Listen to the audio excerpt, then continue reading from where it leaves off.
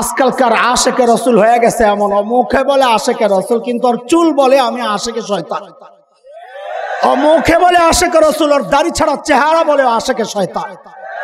ও যদি আশেকে রসুল হইতো আর বিবিকে হিন্দি সিনেমার নষ্টা ভ্রষ্টা বেশ্যাদের পোশাক পরাইতো না। কথা করতে রব্বানা ওয়াবাস ফীহিম রাসূলাম মিনহুম ইয়াতলু আলাইহিম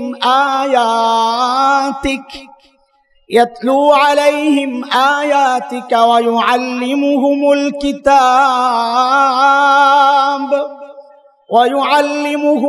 কিতাব ওয়াল হিকমাতা ওয়া ইউযাক্কিহিম ইন্নাকা আনতাল আজিজুল হাকীম।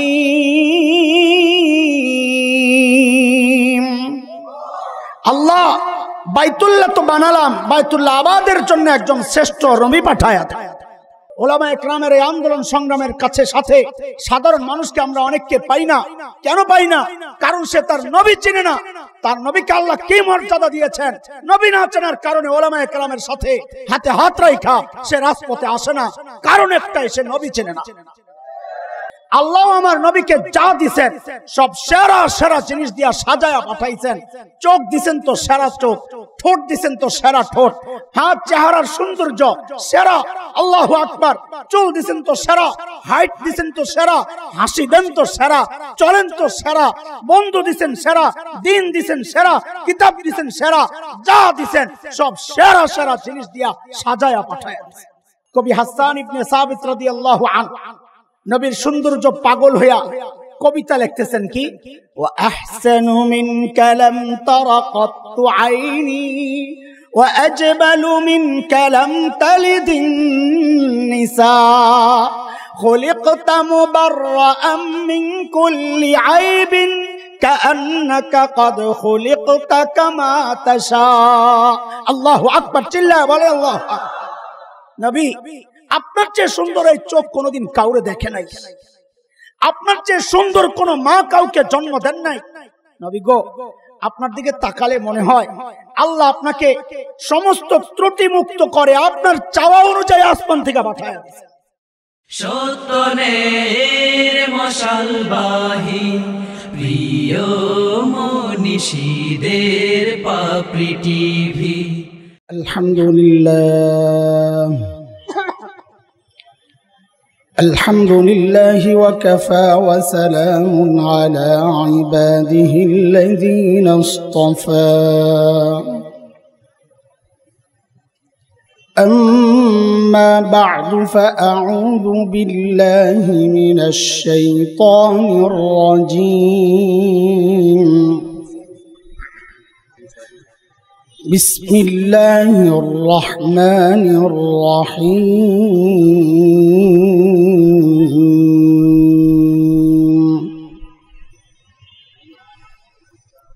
لقد من الله على المؤمنين إذ بعث فيهم رسولا من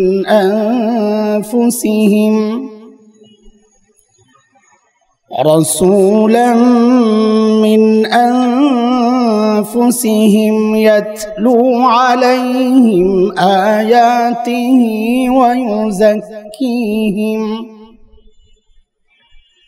ويزكيهم ويعلمهم الكتاب والحكمة وإن كانوا من قبل لفي ضلال مبين.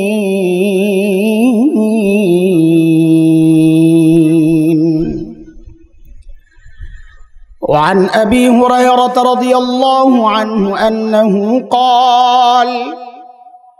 قال رسول الله صلى الله عليه وسلم إن مثلي ومثل الأنبياء كمثل رجل بنى بيتا فأحسنه وأجمله إلا موضع لبنه فجعل الناس يطوفون به ويعجبون له فيقولون هلا وضعت هذه اللبنة فأنا اللبنة وأنا خاتم النبيين.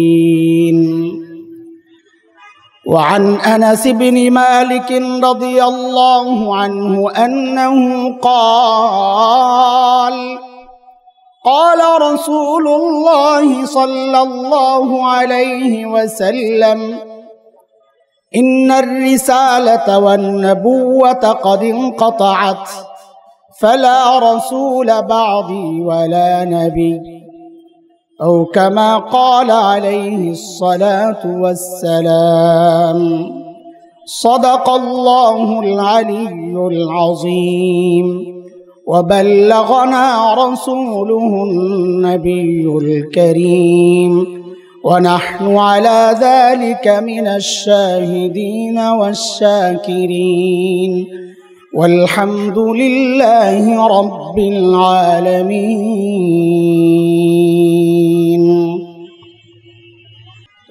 আজকের এই মুহূর্তের সম্মানিত সভাপতি, উপস্থিত হযরত উলামায়ে কেরাম, মুরব্বিয়ানে আযম,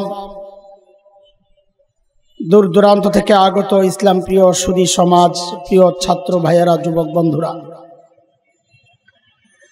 আল্লাহ সুবহানাহু ওয়া তাআলার অশেষ মেহেরবানি যে মালিক এমন এক সময়ে এমন এক গুরুত্বপূর্ণ মজলিসে আমাদেরকে উপস্থিত করেছেন যখন সারা দুনিয়ায় ইসলাম ও মুসলমানকে নিশ্চিহ্ন করার চক্রান্ত চলছে। এটা মালিকের অনেক বড় ইহসান আর দয়া আমাদের উপর, সেজন্য দিল থেকে পড়ি আলহামদুলিল্লাহ। আরেক হচ্ছে সিরাতুন নবী, খতমে নবুয়ত ইস্যু। এটা আমাদের হৃদয়ের আওয়াজ, যেখানেই হয় সেখানেই যাওয়ার চেষ্টা করি আলহামদুলিল্লাহ। সেই প্রসঙ্গে আমি একটু পরে আসছি, ভূমিকা হিসাবে এক দুইটা কথা আগে একটু বলে নিই, তাইলে মূল বিষয়গুলা বোঝা সহজ হবে। আমার সাথে একটু জবাব দিবেন আপনারা। বলেন তো, আল্লাহ সুবহানাহু ওয়া তাআলা আমাদেরকে কত নিয়ামত দিবেন? অনেক না? অনেক না? বলেন, ঠিক করে বলেন। অসংখ্য। অনেক না? অসংখ্য আর অনেকের মধ্যে পার্থক্য আছে, অনেকের সীমা আছে, অসংখ্যের সীমা নাই। সূরা নাহল, সূরা ইব্রাহিম, দুই জায়গায় আল্লাহ এই কথাটা বলেছেন। আল্লাহ বলেন, وَإِن تَعُدُّوا نِعْمَةَ اللَّهِ لَا تُحْصُوهَا إِنَّ الْإِنسَانَ لَظَلُومٌ كَفَّارٌ।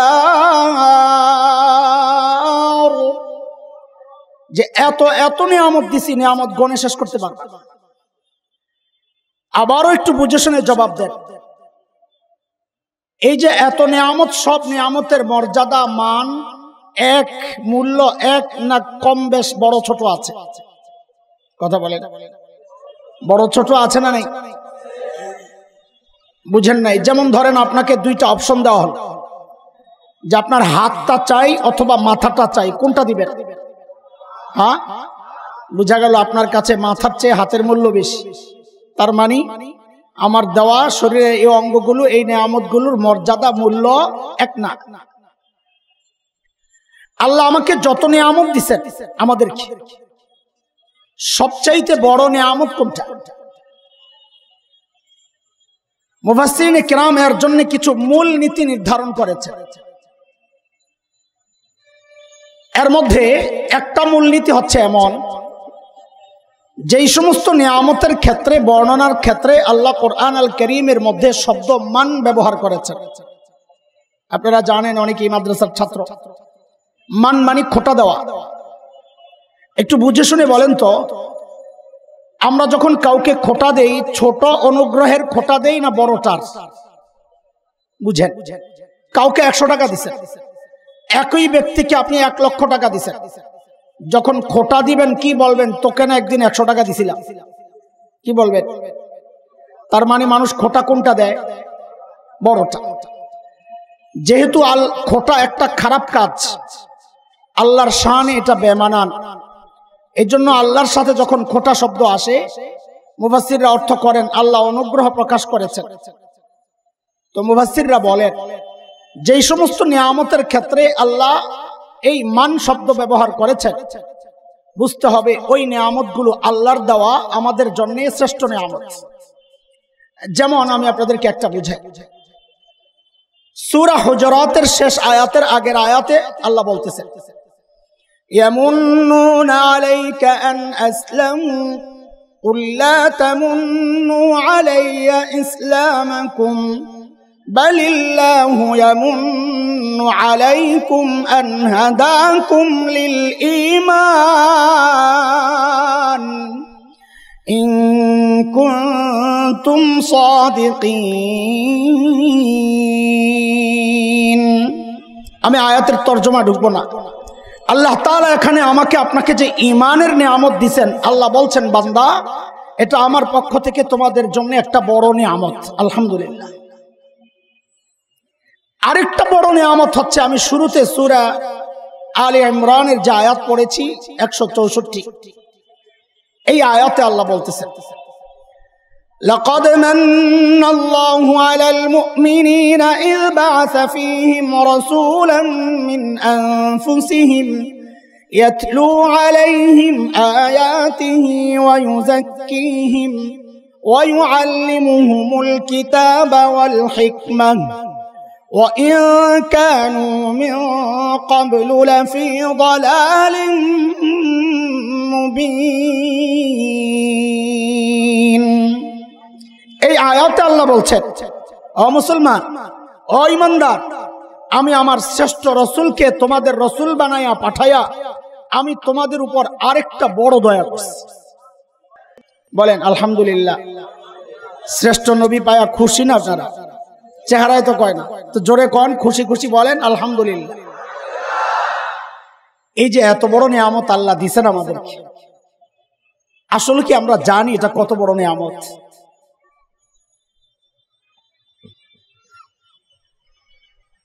মুখে বলি, রাস্তায় দাঁড়িয়ে নাই একজন মানুষ, সুরত সিরত যা আছে দেখে বুঝার উপায় নাই, মুসলমানের সন্তান। তো ওকে জিজ্ঞেস করছি নাম কি, তো বলে নাম সুমন। কি নাম? পড়ে গেছে আরেক চিন্তা, এটা সুমন মন্ডল না সুমন খান, মানে মুসলমান সুমন না হিন্দু সুমন, বুঝলাম না। তার একটু ক্লিয়ার হওয়ার জন্য জিজ্ঞেস করছি, ভাই নবী চিনো? আর তো রাগ হয়ে গেছে, নবী চিনি না মানে আমি আশিক রাসূল। বাপ রে বাপ, যে চেহারা আশিক রাসূল, এই বেটার আশিক রাসূল, এটা আসলে কেমন আশিক রাসূল একটু বুঝে। আমরা যখন ছোট ছিলাম, এখন যেমন হিফজুল কোরআন প্রতিযোগিতা হয়, আমাদের ছেলেরা আন্তর্জাতিক প্রতিযোগিতা থেকে পুরস্কার ছিনায় আনে, আমাদের সময়ও এরকম প্রতিযোগিতা হইতো। আমি যখন আরজাবাদ হেফজখানায় পড়ি, আমিও একবার বাংলাদেশে ফার্স্ট হয়েছিলাম, মনে আছে। ফুয়াদ ভাই অবশ্যই জানেন। বাকি এত প্রচারণা ছিল না এখন যেমন প্রচারণা হয়, কারণ ওই সময় তো হযরত ফেসবুক শরীফ ছিল না, এই জন্য। তো আমাদের সময় একজন ফেভারিট প্রতিযোগী ছিল হাফেজ কারি নুরুল্লাহ ভাই, নরসিংদী। ইসলামিক ফাউন্ডেশনের বাছাই প্রতিযোগিতায় তিনি প্রায় ফার্স্ট হইতেন, কিন্তু ওনাকে বিদেশে পাঠানো হইতো না। কেন? ওনার একটু শারীরিক সমস্যা ছিল, উনি কাঁপতেন। তা আন্তর্জাতিক পরিমণ্ডলে যায় এমন কাঁপাকাঁপি করলে বদনাম হবে, এই জন্য দ্বিতীয় স্থান যিনি অধিকার করতেন প্রায় তাকেই পাঠানো। তো একবার বাছাই প্রতিযোগিতায় গেছেন, খতিব ওবায়দুল হক রহমাতুল্লাহ আলাই ছিলেন, পদাধিকার বলে বিচারক। খতিব ওবায়দুল হক রহমাতুল্লাহ আলাই নাকি জিজ্ঞেস করতেছেন, নুরুল্লাহ আগের মতো তুমি কাঁপনি? আগের মতো কাঁপো? এই জবাব বুঝতে হইলে আমার দিকে সবার তাকাইতে হবে। তাকাইছেন? তো নুরুল্লাহ ভাই নাকি জবাব দিচ্ছেন, হুজুর আগের মতো কাঁপি না। খেয়াল করেন নাই? বলেন আগের মতো। ওর হাত কি করতেছে, মুখ কি করতেছে, মুখে বলতেছি কি আগের মতো? আজকালকার আশেকে রসুল হয়ে গেছে এমন, মুখে বলে আশেকে রসুল কিন্তু ওর চুল বলে আমি আশেকে শয়তান। ও মুখে বলে আশেকে রসুল, ওর দাড়ি ছাড়া চেহারা বলে আশেকে শয়তান। ও যদি আশেকে রসুল হইতো আর বিবিকে হিন্দি সিনেমার নষ্টা ভ্রষ্টা বেশ্যাদের পোশাক পরাইতো না। কথা করতে তো চলেন, এই জন্য আজকে একটু সংক্ষেপে নবী চিনি। চিনবেন একটু? সিরাতুন নবী না তো একটু সংক্ষেপে নবী চিনি, চলেন ইনশাআল্লাহ। হ্যাঁ, আমি ছোট্ট একটা উদাহরণ দিই আমাদের বড়দের কাছ থেকে শোনা। এই উদাহরণটা বুঝা, যত বুঝবেন নবী চেনা তত সহজ হবে। একজন বাবা অডেল সম্পদের মালিক, অডেল বুঝেন, হিসাব নাই। এই বাবা নরম না গরম? কথা বলেন। আর টাকার একটা গরম আছে না? কথা কোন নাকি লেগা? নরম না গরম? ওই বাবার একটাই মেয়ে, ছেলে মেয়ে একটাই মেয়ে। বাবা মেয়ের প্রতি একটু বেশি আলাদার মায়া দেখায় করে তো সমান। এখন বলেন, মেয়ে যেহেতু একটা, এই মেয়ের নিয়ে বাবার ভূমিকা বা বাবার অবস্থা ঠান্ডা না গরম? কারণ কি, উপলক্ষ দুইটা যুক্ত হয়ে গেছে, একটা হলো টাকার গরম আর একটা হলো একমাত্র মেয়ে। ঘটনা চক্রে মেয়েটা খুবই সুন্দর। এখন বলেন তো গরমটার অবস্থা কি? আমি এই বাবার নাম দিছি 440 বাবা। 440 লাইন আছে না? ওই 440 লাইন, কাছে যাওয়া যায় না, ধরা যায় না, ছোঁয়া যায় না, বাপরে বাপ জ্বলে দিব। ওই বাবা, এ পোলাপান বল আমার সাথে, কোন বাবা? 440 বাবা। আমি আবার জিজ্ঞেস করব কোন বাবা, বলা লাগবে কোন বাবা? ওই বাবা, ওই বাবার মেয়ে বিয়ের উপযুক্ত হয়েছে। তো মেয়েরা বিয়ের উপযুক্ত হইলে নানান জায়গা থেকে প্রস্তাব আসবে, এটাই তো স্বাভাবিক। ঢাকায়া বাবা, ঢাকায় জন্য বলতেছি, আমার বলতে একটু সুবিধা হয়। তো বিয়ের উপযুক্ত হয়েছে, তো এক লোক আসছে এক ছেলের ব্যাপারে প্রস্তাব দিয়া। তো মেয়ের বাবা জিজ্ঞেস করতেছে কোন বাবা? 440 বাবা। মেয়ের বাবা জিজ্ঞেস করতেছে আপনি কেঠা? ঢাকায় মানুষ তো, আপনি কেঠা? তো ওই যে প্রস্তাবক ঘটক তিনি বলেন আমি ছেলের খালু। কি হই? কথা বলেন, কি হই? যেই না বলছে আমি খালু, এমন রাগ হইছে, কারণ হ্যাঁ তো গরম 440। হাই মিয়া, খালু আইছেন প্রস্তাব লিয়া, এসে চিন্তা। তো ওই বেটা জিজ্ঞেস করতেছে মিয়া চেতন খেলা কেঠাইব? কর বাপরে পাঠান, তো চেতন খেলা কইলু তো হে।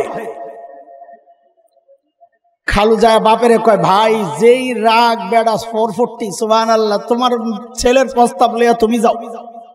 তো কারে পাঠাইছে? বলে না, কারে পাঠাইছে?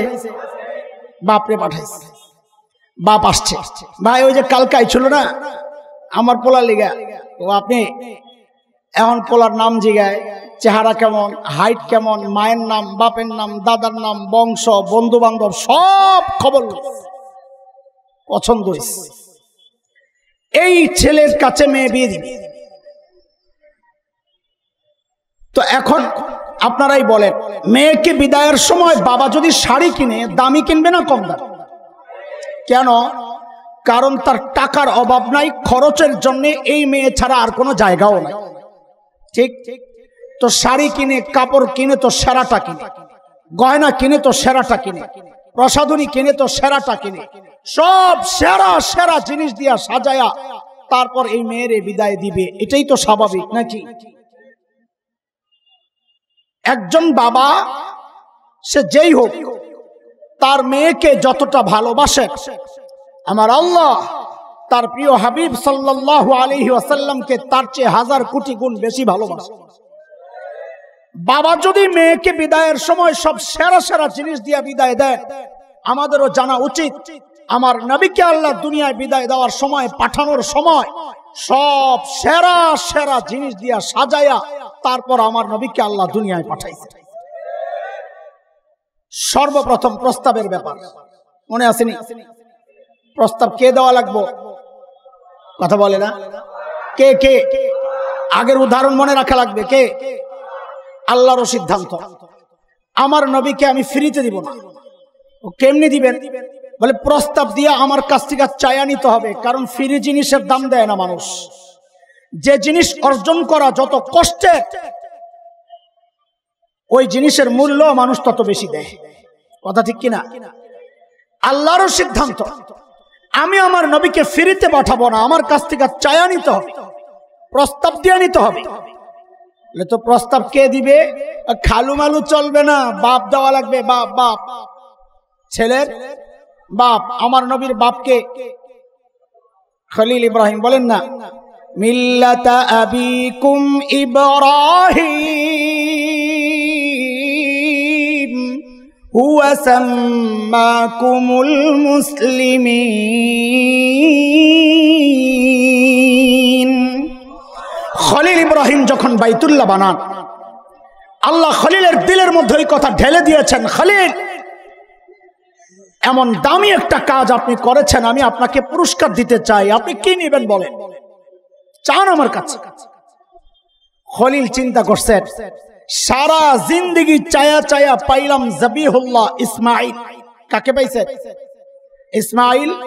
জবিহুল্লাহ শব্দটা বলেন, পরে কাজে লাগবে। কাকে পাইছেন? খলিল চিন্তা করলেন, সারা জিন্দেগি চায়া চায়া পাইলাম ইসমাইল জবিহুল্লাহ, আজকে যেহেতু সুযোগ পায়া গেছি, আজকে চাইবো সবচাইতে বড়টা। খলিল চায়া বসছেন আল্লাহর কাছে হাবিবুল্লাহ। আমার কথা না, আমি কথাগুলো সব কোরআন থেকে বলছি, একটু ঘুরায়া ঘুরায়া বলছি যেন আপনারা বুঝেন। খলিল হাত উঠাইলেন, রব্বানা ওয়াবাস ফীহিম রাসূলাম মিনহুম ইয়াতলু আলাইহিম আয়াতিকা ওয়া ইউআল্লিমুহুমুল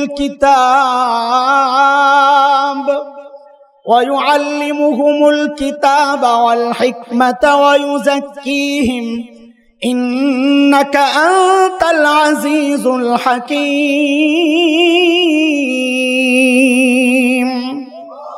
আল্লাহ বাইতুল্লাহ তো বানালাম, বাইতুল্লাহ আবাদের জন্য একজন শ্রেষ্ঠ রবি পাঠায়া প্রস্তাব পাঠাইলেন খলিলুল্লাহ। বলেন আমার সাথে, দ্রুত আমার শেষ করতে হবে, আমি অনেক দূরে যাব। বলেন প্রস্তাব পাঠাইলেন কে? পাশে কিন্তু বসা জবিহুল্লাহ হযরত ইসমাইল। বলে পাশে যে বসা আপনি জানলেন কেমনে? আমি জানবো কই থেকে, আমি ছিলাম নাকি? ওই এই আয়াতের আগের আয়াতে আল্লাহ বলতেছেন, ওয়া ইয ইয়ারফাউ ইব্রাহিমুল কওয়াইদা মিনাল বাইতি ওয়া ইসমাইল। বুঝা গেল প্রধান রাজমিস্ত্রির সাথে যোগালি ছিল ইসমাইল আলাইহিস সালাম, মানে কাছেই ছিল। তো প্রস্তাব পাঠাইছেন কে? বলেন সবাই। খলিলুল্লাহ। আমি যা বলি তা বলেন তো, আমার বলতে ভাল লাগবে, আপনাদের শুনতে ভাল লাগবে। বলেন প্রস্তাব পাঠাইলেন কে? ওই প্রস্তাবে আমিন বলে সুপারিশ লাগায়া দিয়েছেন জবিহুল্লাহ। বলেন প্রস্তাব পাঠাইলেন কে? সুপারিশ করলেন কে? যেই অফিসে বসে বসে এই দোয়া, এই প্রস্তাবের কারবার চলছে, ওই অফিসের নাম হইল বাইতুল্লাহ। বলেন আবার ঠিক করে, প্রস্তাব পাঠাইলেন কে? সুপারিশ করলেন কে? অফিসের নাম কি? আল্লাহ বলেন দোয়া মঞ্জুর, পাঠায়া দিলাম হাবিবুল্লাহ। যান নবী, আপনি যান, আপনার বাবা প্রস্তাব দিয়েছে, আপনি যান। তবে একটু অপেক্ষা। হ্যাঁ, ভালো করে বুঝেন, ভালো করে খেয়াল করা লাগবে। গোড়া থেকে বুঝেন, মাদ্রাসার ছাত্ররা গোড়া থেকে একটু বুঝেন ভাই। একটু আলগা আলগা কথা বলছি, আপনাদের মনে হয়েছে, কিন্তু না, ওই গোড়ায় ঢোকার জন্য উপর দিয়ে একটু আপনাদের মনোযোগ আকর্ষণের জন্য আগে একটু খাতির পাতাইছি। নবী আপনি একটু অপেক্ষা করেন। কেন অপেক্ষা? এই মজলিসে এটা বোঝানো কঠিন। অন্য মাহফিলের হিসাব বলি, প্রধান বক্তা আসার কথা 10টায়, জ্যামে আটকায় গেছে। আয়োজকদেরকে ফোন দিছে, ভাই 10টা মিনিট চালায় নিতে বলে, আমি আসতেছি। আয়োজকরা একটা স্লিপ পাঠায় দিছে আগের বক্তার হাতে, হযরত আর একটু 10 মিনিট চালায় নেন, প্রধান বক্তা আসতে একটু লেট হইতেছে। যত বড় বক্তা হোক, ফিনিশিং দিয়ে দিলে যদি বলে আর একটু চালায় নেন, তখন মেজাজটা খারাপ হয়ে যায়। আর তখন এলোমেলো কথা বলা লাগে, কারণ কথা তো শেষ। আর পাবলিক তো ডিজিটাল, পাবলিকও বুঝে কথা এখন লাইনে নাই। তখন পাবলিকের মধ্যে শ্রেণী হয় তিনটা। কয়টা? এক শ্রেণী হচ্ছে চুপচাপ সামনে বসে থাকে, বলে জায়গা দখল ছাড়া যাবে না। আরেক শ্রেণী অসুস্থ রোগী বুড়া, ওনারা কয়েকটু ওযু ইস্তেঞ্জা সাইরাই। আরেকটা শ্রেণী আছে দূরে যায়া শয়তানের লেন্দা টানে, আছে না নাই? মাহফিলটা একটু এলোমেলো হয়ে গেছে। এর মধ্যেই প্রধান বক্তা ফোন দিছে, ভাই শনির মোড় পার হইতেছি। আহারে, টাইম মতো বক্তা না আসলে যে আয়োজকদের কলিজা শুকায়া যায়। যে বলছে চলে আসছে, তাড়াতাড়ি ওই যে ঘোষক উপস্থাপকের কাছে খবর চলে আসছে, প্রধান বক্তা চলে আসছে, একটা স্লোগান দেওয়া দরকার। কেন? এলোমেলো মজলিসটা যেন আবার ঠিক হয়ে যায়। বাকি স্লোগানটা দিবে কে? যিনি বয়ান করতেছেন তাকে থামায়া স্লোগান দেওয়া এটা বেয়াদবি, কারণ তিনি কোরআন হাদিসের আলোচনা করতেছেন। সবচেয়ে সহজ রাস্তা হইল যিনি বয়ান করতেছেন তিনি নিজে স্লোগানটা দিয়ে দিলেই ভালো। ঠিক আল্লাহ সুবহানাহু ওয়া তাআলা প্রিয় হাবিবকে দুনিয়ায় পাঠানোর সময় এই সূক্ষ্ম বিষয়টাও খেয়াল করেছেন। নবী আপনি যাবেন দুনিয়ায়, প্রধান বক্তা আপনি, প্রধান অতিথি। দুনিয়ার মজলিস একটু এলোমেলো হয়ে আছে, আপনি একটু অপেক্ষা করেন, আমি একটা স্লোগান দেওয়া এলই। প্রধান বক্তার আগমন, শুভেচ্ছা, স্বাগতম। বলে স্লোগানটা দিবে কে? বলে কে দিবে? আর আপনার আগের বক্তা নবী ঈসা আলাইহিস সালাতু ওয়াস সালাম স্লোগান তিনি দিবেন। নবী ঈসা স্লোগান আপনি দেন। কোরআনের কথা, সূরা সফ আয়াত 6। হযরত ঈসা বক্তব্যের মাঝখান দিয়ে স্লোগান দিয়ে উঠলেন। কি স্লোগান? ওয়া ইয ক্বালা ঈসা ইবনু মারইয়াম ইয়া বানি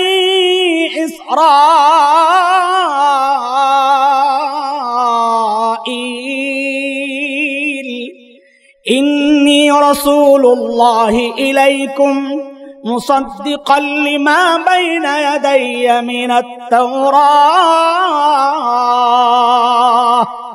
ওয়া মুবাশশিরান বিরাসূল ইয়াতি মিন বা'দি ইসমুহু আহমদ। দোস্ত খুব খেয়াল করেন, হযরত ঈসার স্লোগানের মূল বক্তব্য দুইটা। বলেন কয়টা? সবাই বলেন কয়টা?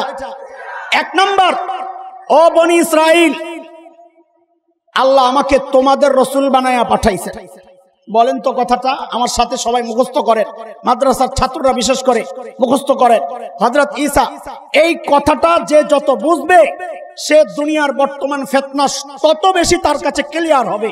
এই বক্তব্য না বুঝার কারণে ওলামায়ে কেরামের এই আন্দোলন সংগ্রামের কাছে সাথে সাধারণ মানুষকে আমরা অনেককে পাই না। কেন পাই না? কারণ সে তার নবী চিনে না। তার নবীকে আল্লাহ কি মর্যাদা দিয়েছেন, নবী না চেনার কারণে ওলামায়ে কেরামের সাথে হাতে হাত রাখা সে রাজপথে আসে না। কারণ একটাই, সে নবী চেনে না। এই জন্য নবী চেনাচ্ছি। হযরত ঈসার বক্তব্যের মূল কথা দুইটা। বলেন, এক নম্বর, ও বনি ইসরাইল, আল্লাহ আমাকে তোমাদের রসুল বানায়া পাঠাইছে। বলেন তো মুখস্থ।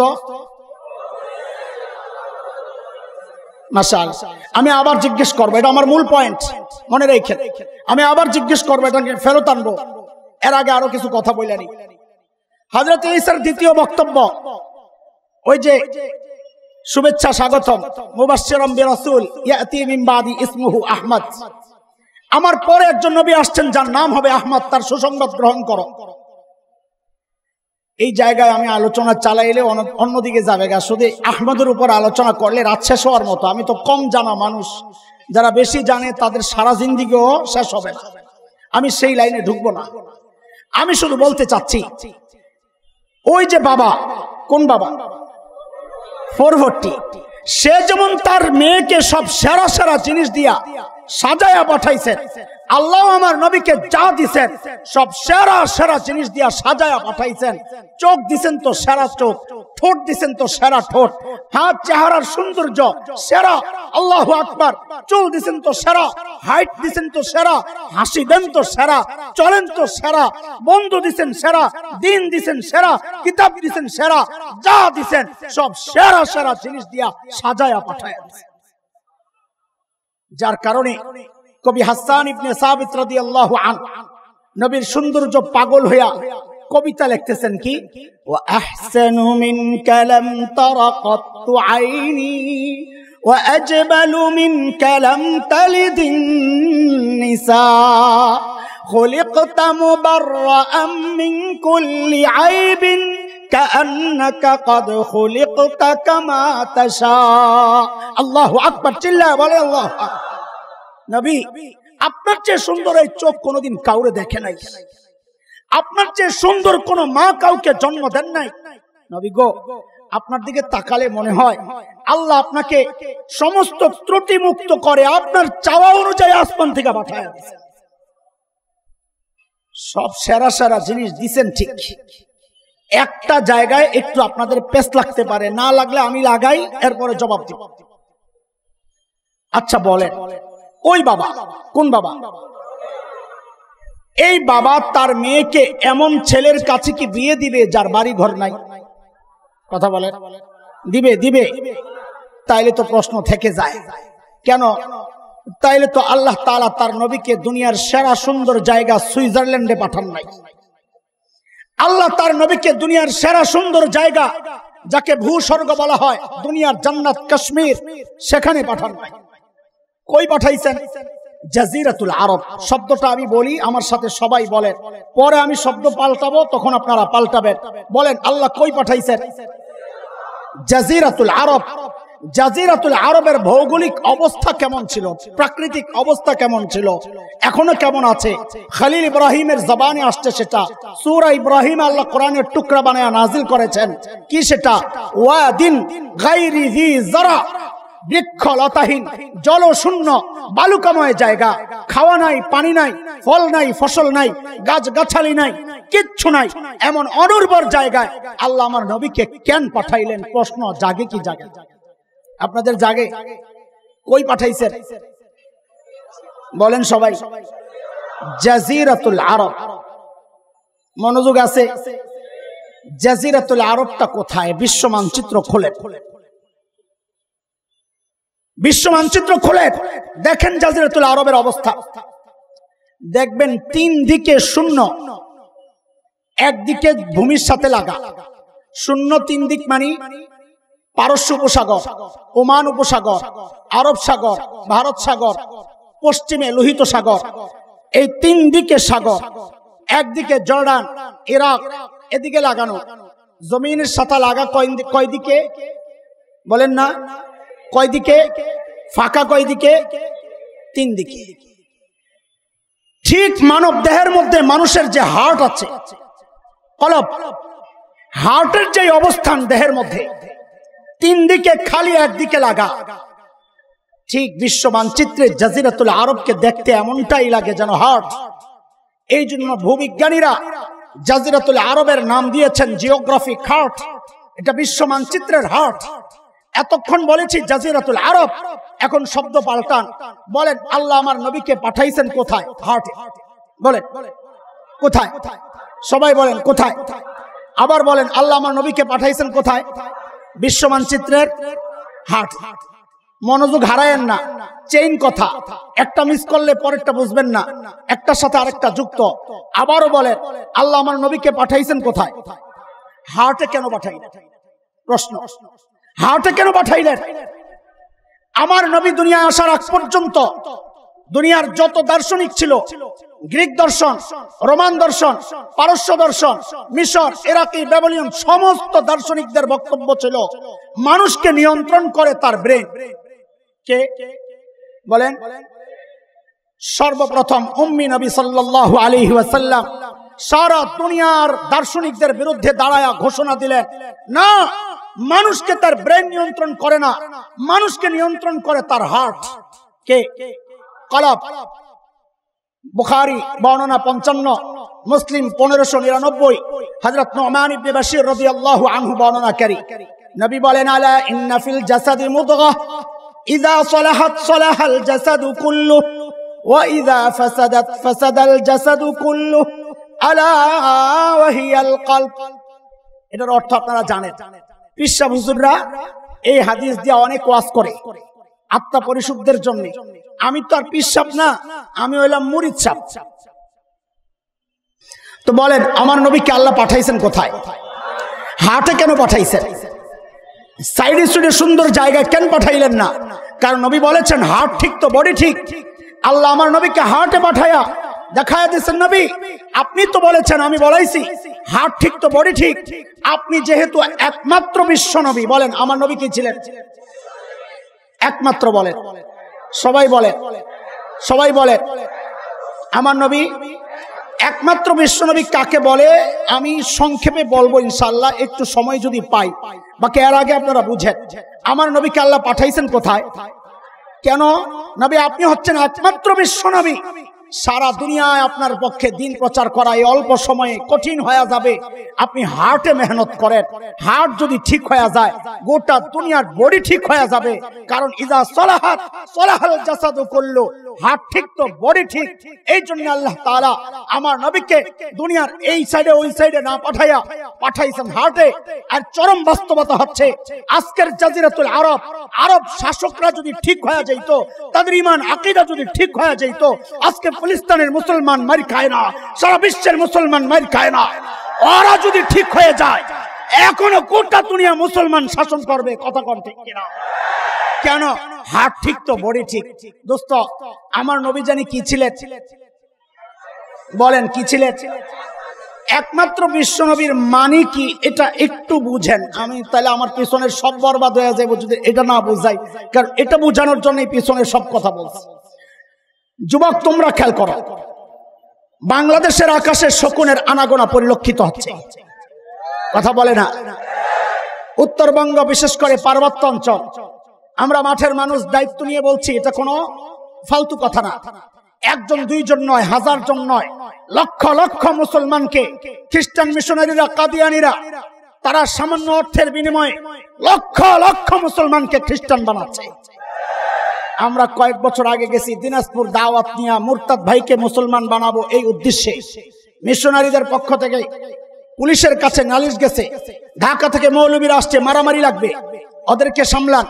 পুলিশ আমাদেরকে ডাকায়া একটা প্রশ্ন করছে, প্রশ্ন পুলিশ দিনদার ছিল, তাকে দেখেই বোঝা গেছে, কিন্তু নবী না চেনার কারণে এই প্রশ্ন জিজ্ঞেস করতেছে, হুজুর বুঝলাম আপনারা দাওয়াত দিতে আসছেন, কিন্তু একটু বলেন তো আমরা মুসলমান, ইসলামের দাওয়াত গোটা দুনিয়ায় চলে, আমাদেরকে কেউ আটকায় না, আমেরিকায় চলে, ইউরোপ চলে, অস্ট্রেলিয়া চলে, আফ্রিকা চলে, খ্রিস্টানরা বাংলাদেশে আইসা ওদের ধর্মের প্রচার করলে সমস্যাটা কি? যার যার ধর্মের প্রচার সে করবে। সুবহানাল্লাহ, কথাটা কত সুন্দর না? কথা কয় না? সাপের মাথা দেখছেন? অনেক সুন্দর দেখতে, কি আসলেই অনেক সুন্দর, মানুষ ভয়ে ঠিক মতো তাকায় না। কিন্তু দোস্ত সব সুন্দর সুন্দর না, কিছু সুন্দরের ভেতরে বিষও থাকে। কথা বলেন ঠিক কিনা? কেন খ্রিস্টানরা বাংলাদেশে ওদের ধর্মের প্রচার করতে পারবে না? বুঝেন, কারণ হচ্ছে আমার নবী হচ্ছেন একমাত্র বিশ্ব নবী। মানে কি? একমাত্র বিশ্ব নবীর তিনটা অর্থ। ছাত্র আমার কলিজার টুকরা সন্তানেরা বুঝো, একমাত্র বিশ্ব নবীর অর্থ কয়টা? নাম্বার ওয়ান, এক নাম্বার, আমার নবী দুনিয়া আসার আগ পর্যন্ত আল্লাহ যত নবী দুনিয়ায় পাঠিয়েছেন তাদের টাইম ছিল নির্ধারিত, নির্ধারিত টাইম শেষ, নবুয়ত শেষ। আমার নবী একমাত্র বিশ্ব নবী যাকে আল্লাহ খাতামুন নবিয়্যিন বানিয়েছেন, কিয়ামত পর্যন্ত নবী, এর মাঝখানে আর কোন নবী হবে না। নবী আসবে না এই কথা বললে ওরা ধোঁকা দেয়, বলবেন নবী হবে না। আমার নবী কিয়ামত পর্যন্ত নবী, টাইম নির্ধারিত না। দুই নাম্বার অর্থ, আমার নবী দুনিয়া আসার আগ পর্যন্ত আল্লাহ যত নবী দুনিয়ায় পাঠিয়েছেন সমস্ত নবীর অঞ্চল এরিয়া ছিল নির্ধারিত। আমার নবী একমাত্র বিশ্ব নবী যাকে আল্লাহ নির্দিষ্ট কোন এরিয়ার জন্য নবুয়ত দিয়ে পাঠান নাই। তিনি আমেরিকার নবী, তিনি ইউরোপের নবী, তিনি অস্ট্রেলিয়া আফ্রিকার নবী। তিন নম্বর অর্থ, আমার নবী একমাত্র বিশ্ব নবী। দুনিয়ায় আমার নবী আসার আগ পর্যন্ত যত নবী দুনিয়ায় আসছে প্রত্যেকের কওম ছিল নির্ধারিত, সম্প্রদায় নির্ধারিত। বলে আপনার এই কথার প্রমাণ কি? প্রমাণ পেছনে রাখা আসছি, সূরা সফ আয়াত 6। হযরত ঈসা বলেছেন, ইয়া বনি ইসরাইল ইন্নী রাসূলুল্লাহি ইলাইকুম, আল্লাহ আমাকে তোমাদের রাসূল বানায়া পাঠাইছেন। হযরত ঈসা বনি ইসরাইলের রাসূল, অন্য কারো রাসূল না। আমার নবী একমাত্র বিশ্ব নবী যাকে আল্লাহ নির্দিষ্ট করে ধর্মের নবুয়ত দিয়ে পাঠান নাই। তিনি হিন্দুর নবী, তিনি খ্রিস্টানের নবী, তিনি ইহুদির নবী, তিনি বৌদ্ধের নবী, তিনি মগ, মুরান, গারো, চাকমা, কোকিল, সাঁওতাল সহ, টিপরা সহ সমস্ত জাতির জন্য নবী। এইবার বুঝেন বাংলাদেশে অন্য ধর্মের প্রচার কেন চলতে পারে না? ইসলামের দাওয়াত কেন সারা দুনিয়ায় চলে? সংক্ষেপে শেষ কথা আমার, এই 1 মিনিটে শেষ হয়ে যাবে ইনশাআল্লাহ। এবার বুঝেন খ্রিস্টানরা, কাদিয়ানীরা ওদের ধর্মের প্রচার বাংলাদেশে কেন করতে পারবে না? এই জন্য পারবে না, খ্রিস্টানরা যেই নবী ঈসার ধর্মের প্রচার করছে সেই নবী ঈসাকে আল্লাহ তাআলা 2000 বছর না 1500 বছর আগে হযরত নবী ঈসার নবুয়তের টার্ম শেষ হয়ে গেছে 1500 বছর আগে, 20 বছর আগে টার্ম শেষ হওয়া এমপির ছেলেপেলেদেরকে যদি 20টা পিঠা দেওয়া হয় তো 1500 বছর আগের ওই নবীর নবুয়তের প্রচার যারা করবে ওদেরকে তো কমপক্ষে 1500 পিঠা দেওয়া দরকার। কথা কয়। 2 নম্বর কারণ কেন খ্রিস্টানরা বাংলাদেশে ওদের ধর্মের প্রচার করতে পারবে না, কারণ যেই নবী ঈসার ধর্মের প্রচার ওরা করছে ওই নবী ঈসাকে আল্লাহ তাআলা বাংলাদেশের এই অঞ্চলের নবুয়ত দিয়া পাঠান নাই। হযরত ঈসা নিজে বলেছেন, আজকের বিকৃত বাইবেল খুলে দেখেন, হযরত ঈসা নিজে বলেছেন আল্লাহ আমাকে ফিলিস্তিনের একটা নির্দিষ্ট অঞ্চল, আমরা যদি ধরে নিই আজকের ইসরায়েল, যে সেই জায়গার নবুয়ত দিয়া পাঠাইছেন। কাজেই ওদের যদি আসন তো এটা না, হযরত ঈসার আসন তো বাংলাদেশ না, নবুয়তের প্রচার যদি করতে হয় তো যায়া ইহুদিদের কাছে ওই ইসরায়েলে যায়া করো, বাংলাদেশে আসছো কেন? 2 নম্বর অপরাধ। 3 নম্বর অপরাধ হচ্ছে যেই নবী ঈসার ধর্মের প্রচার ওরা করছে ওই নবী ঈসাকে আল্লাহ তাআলা বাংলাদেশের কেন মুসলমানদের নবুয়ত দিয়া পাঠান নাই? তিনি নিজে বলেছেন ইয়া বনি ইসরাইল ইন্নী রাসূলুল্লাহ ইলাইকুম, আল্লাহ তোমাদের রাসূল বানায় আমাকে পাঠাইছেন। কাজেই বনি ইসরাইল মানে ইহুদিরা, কাজেই খ্রিস্টান ধর্মের প্রচার যদি করতে হয় যায়া ইসরায়েলে যায়া ইহুদিদের কাছে করো, বাংলাদেশে কেন আসছো? মুসলমান কেন সারা দুনিয়ায় প্রচার করতে পারে, কেন পারবে না? আমার নবী একমাত্র বিশ্ব নবী, তিনি কিয়ামত পর্যন্ত নবী, ইসলামের দাওয়াত কিয়ামত পর্যন্ত চলবে। আমার নবী একমাত্র বিশ্ব নবী, তিনি গোটা দুনিয়ার নবী, কাফাতাল লিন্নাস। আল্লাহ বলেছেন ওমা আরসালনাকা ইল্লা কাফাতাল লিন্নাস, সূরা সাবা আয়াত 28। আল্লাহ বলেছেন সূরা আরাফ আয়াত 58, কুল ইয়া আইয়ুহান নাস ইন্নী রাসূলুল্লাহ ইলাইকুম জামিআ। আল্লাহ বলেছেন, নবী বলেছেন বুইস্তু ইলান নাসি আম্মা, আমাকে সারা দুনিয়ার নবুয়ত দিয়ে পাঠাইছে। ইসলামের দাওয়াত সমস্ত ধর্মের কাছে চলবে, সারা দুনিয়ায় চলবে, সমস্ত ধর্মের কাছে কিয়ামত পর্যন্ত চলবে। অন্য কোন ধর্মের প্রচার বাংলাদেশে কেন অন্য কোথাও চলতে পারে না, চলতে পারে না, চলতে পারে না। মুসলমান বাংলাদেশের আকাশের শকুনের আনাগোনা পরিলক্ষিত হচ্ছে। আমরা বাংলাদেশকে পূর্ব তিমুর হিসেবে দেখতে চাই না, আমরা দক্ষিণ সুদান হিসেবে দেখতে চাই না। যারাই চক্রান্ত করছে তাদের ভালো করে ইতিহাস পড়া উচিত। ওদের পূর্বপুরুষদের ইতিহাস আমাদের জানা, আমাদের পূর্বপুরুষের ইতিহাস ওদের পড়া উচিত। আমাদের পূর্বপুরুষের ইতিহাস হচ্ছে উলামায়ে দেওবন্দের রক্ত যখন ভারত উপমহাদেশের জমিন স্পর্শ করেছিল, ব্রিটিশ লাল কুত্তারা পালাতে বাধ্য হয়েছিল। উলামায়ে দেওবন্দের রক্ত যখন আফগানিস্তানের জমিন স্পর্শ করেছে, রাশিয়ার শ্বেত ভল্লুকেরা পালাতে বাধ্য হয়েছিল। আল্লাহর কসম খায়া বলি, শাইখুল হিন্দের রুহানি সন্তানরা মরে যায় নাই। যিনি বলেছিলেন শরীর থেকে রূহ বের করা যাবে, কলব থেকে ঈমান বের করা যাবে না, তার রুহানি সন্তান বেঁচে আছে। শামসুদ্দিন কাসেমের রুহানি সন্তান বেঁচে আছে, আল্লামা আহমদ শফির রুহানি সন্তান বেঁচে আছে। শুনে রাখ কুলাঙ্গার, স্পষ্ট জানায়া দিতে চাই, তোদের পূর্বপুরুষরা পালাতে পেরেছিল। কসম আল্লাহর, যদি মানচিত্র আক্রান্ত হয়, যদি আমার দ্বীন আর শরীয়ত আক্রান্ত হয়, যদি আমার নবীর খতমে নবুয়তের মুকুট দিয়া কোন কুলাঙ্গার টানাটানি করে, আল্লাহর কসম একটাকেও পালাতে দেওয়া হবে না, পালাতে দেওয়া হবে না। ওয়া আখিরু দাওয়ানা আলহামদুলিল্লাহি রাব্বিল আলামিন। আসসালামু আলাইকুম ওয়া রাহমাতুল্লাহ। পাপড়ি টিভি, হক্কানি ওলামায়ে কেরামের মুখপাত্র।